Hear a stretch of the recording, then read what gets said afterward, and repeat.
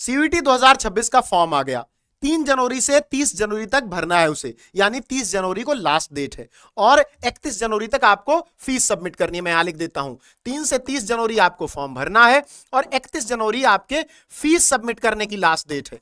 जनवरी fees की last date.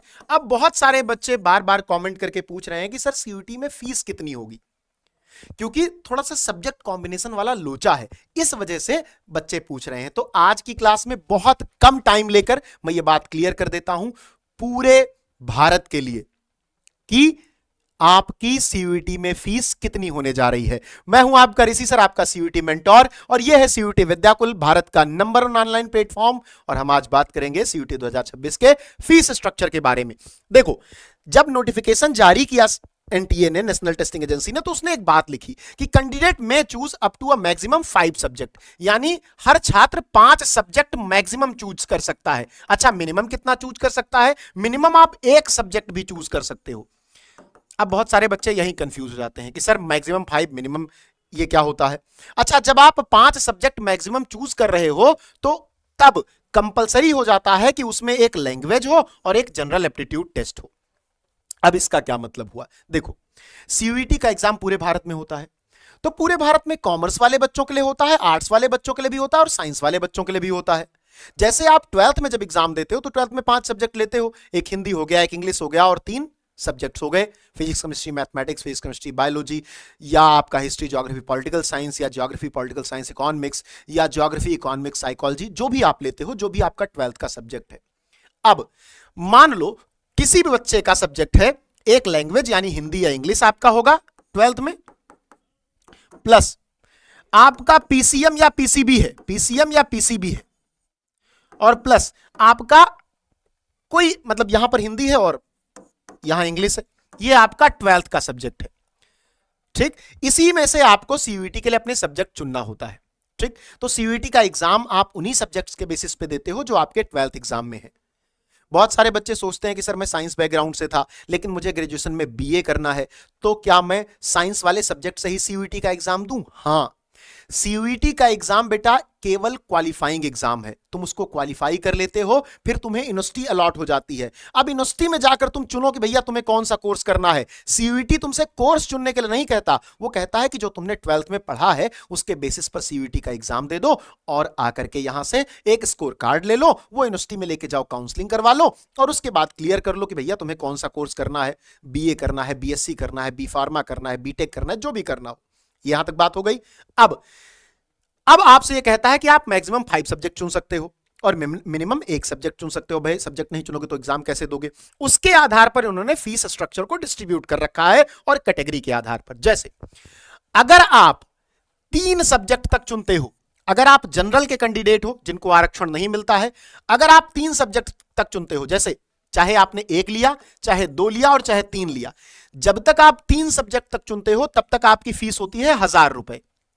और जब आप इस 3 के बाद 1 भी एक्स्ट्रा बढ़ाते हो तो उस 1 सब्जेक्ट का 400 एक्स्ट्रा पड़ता है।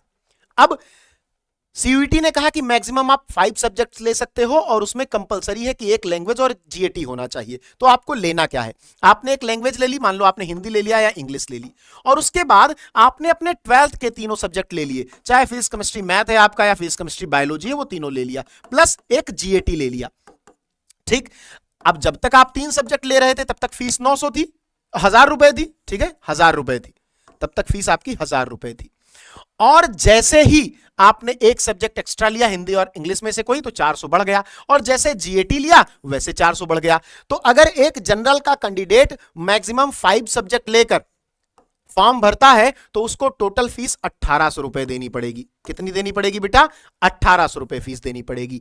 वहीं पर अगर तुम ओबीसी एनसीएल से आते हो, ओबीसी एनसीएल माने ओबीसी नॉन क्रीमी लेयर, वो बच्चे ओबीसी के जिनकी फैमिली इनकम 8 लाख से कम है, वो जब फॉर्म भरने जाएंगे तो जब तक वो 3 सब्जेक्ट केवल भरेंगे तब तक तो 900 रुपए लगेगी, लेकिन जैसे ही चौथा लेंगे 375 बढ़ जाएगा और 5वां लेंगे तो 375 और बढ़ जाएगा। इस हिसाब से अगर मैं देखूं तो 750, 2 सब्जेक्ट का 750 और 900 ये, तो अगर ये 5 सब्जेक्ट लेते हैं तो इनका क्या पड़ेगा? 1650, इनका 1650 पड़ेगा।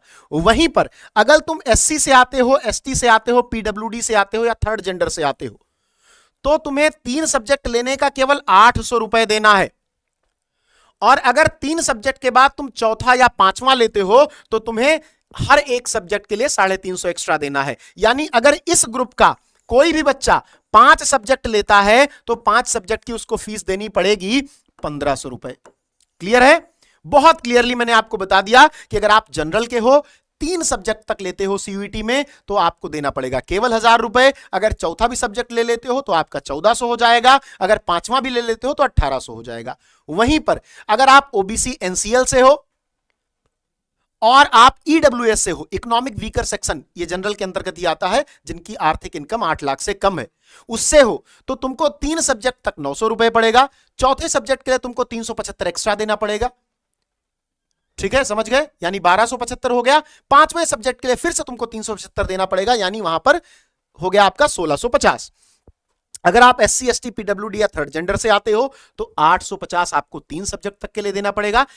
एक सब्जेक्ट एक्स्ट्रा लोगे तो आपको पड़ेगा 350। अगर 2 सब्जेक्ट ले लिए तो 700, 350, 700 हो जाएगा। तो अगर 5 सब्जेक्ट लेकर आप भरते हो तो आपका 1500 हो जाएगा।